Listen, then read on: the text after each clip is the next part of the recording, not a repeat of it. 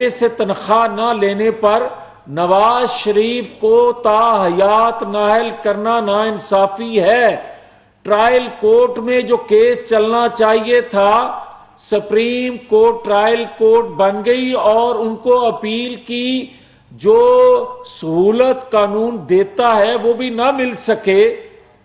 تو آج ایک لاڈلا جو کہتا ہے کہ 22 سال میں نے جدوجہد کی،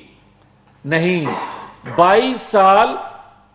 اداروں میں بیٹھے لوگ اس کی پرورش اور اس کو پروان چڑھاتے رہے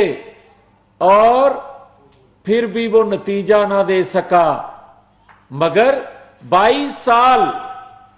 نواز شریف کی جماعت کو توڑا جاتا رہا، 22 سال نواز شریف کی تذلیل، نواز شریف کو نااہل، نواز شریف کو جیل کے میں بند، نواز شریف کو جلا وطن کیا جاتا رہا، مگر اس کی جماعت کو توڑا نہ جا سکا۔ مگر نواز شریف کا جو علم اس نے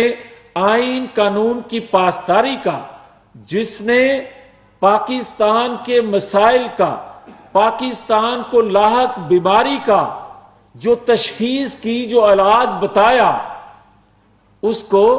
آج پاکستانی قوم مان رہی ہے، اداروں میں بیٹھے لوگ مان رہے ہیں، اور ہمیں بڑا فخر ہے کہ اداروں میں بیٹھی شخصیات وہ آواز بلند کر رہی ہیں جو حق سچ کی آواز ہے، جو آئین قانون کہتا ہے، وہ آواز جو پوری پاکستانی قوم 75 سال سے جدوجہد کر رہی ہے۔ تو میں یہ کہنا چاہتا ہوں کہ آج اگر بہت اچھا ہو کہ ہم جوڈیشل ریویو کی طرف جاتے، بہت اچھا ہوتا کہ اگر آج ہم جو اپیل دائر کی گئی ذوالفقار علی بھٹو کے حوالے سے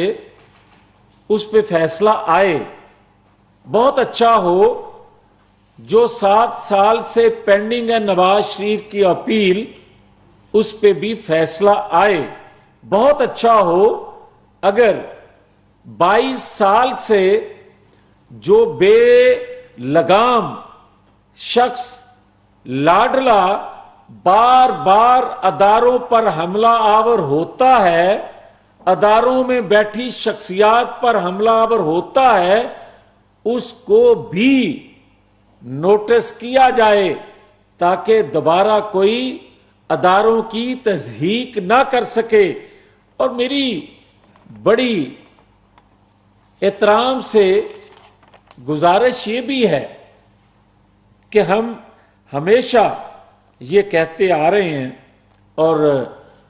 سنتے بھی ہیں، بعض اوقات اچھی آواز سننے کو ملتی ہے، اور ہم بڑے معترف ہیں اس بات پہ کہ اس اداروں میں بیٹھے تمام لوگ نہیں، کچھ لوگوں سے غلطیاں ہوتی ہیں مگر ادارے بدنام ہوتے ہیں، اور کچھ لوگ بڑے بڑے فیصلے بھی کرتے ہیں، جس طرح شہید جسٹس سیٹھ وقار، جس طرح جسٹس شوکت صدیقی، اور میں نے جس طرح کہا انتہائی قابل احترام، انتہائی قابل احترام جسٹس قاضی فائز عیسیٰ، بے باک آواز، بہادر آواز، پوری قوم پیچھے کھڑی ہے ان کے۔ توقعات ہیں کہ انصاف دینے والا ادارہ اگر اس میں ایسی شخصیات ہوں تو کبھی اداروں سے کسی کو شکایت پیدا نہ ہو، مگر عالم تو یہ ہے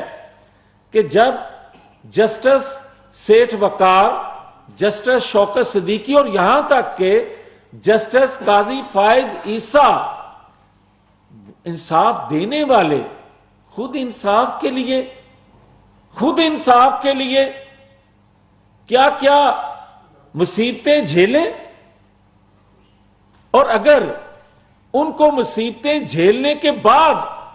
بھی انصاف نہ ملے تو پھر ہم